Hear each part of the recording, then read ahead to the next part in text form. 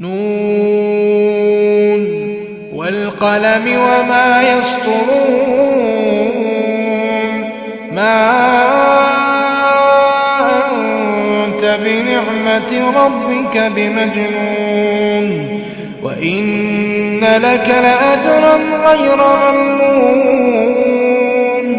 وإنك لعلى خلق عظيم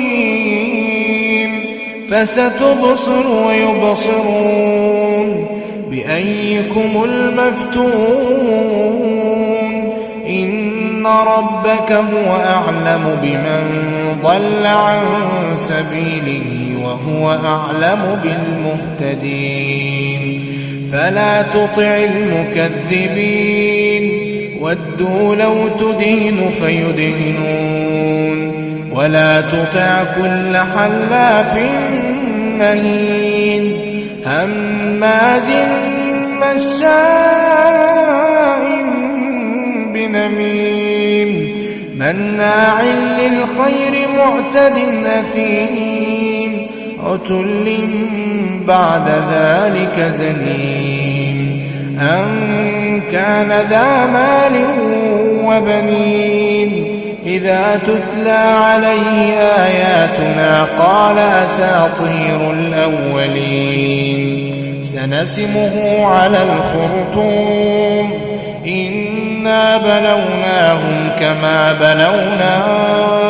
أصحاب الجنة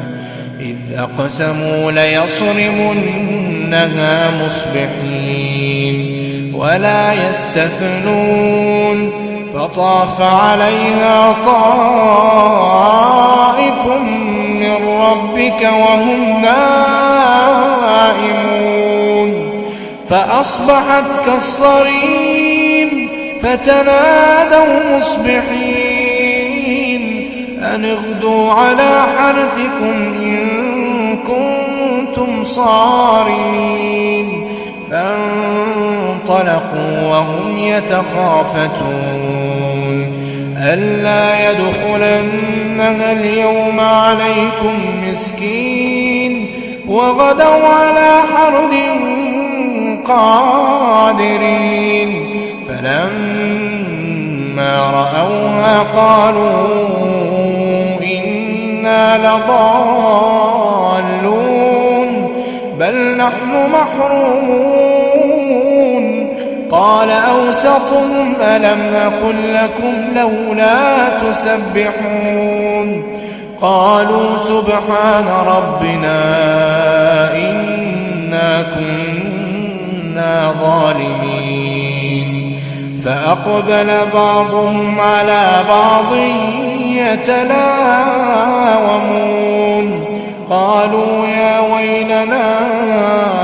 إنا كنا طاغين عسى ربنا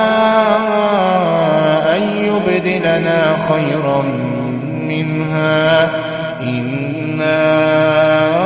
إلى ربنا راغبون كذلك العذاب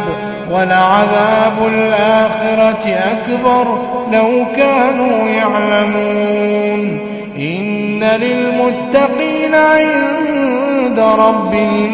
جنات النعيم أفنجعل المسلمين كالمجرمين ما لكم كيف تحكمون أم لكم كتاب فيه تدرسون إن لكم فيه لما تخيرون أم لكم أيمان علينا بالغة إلى يوم القيامة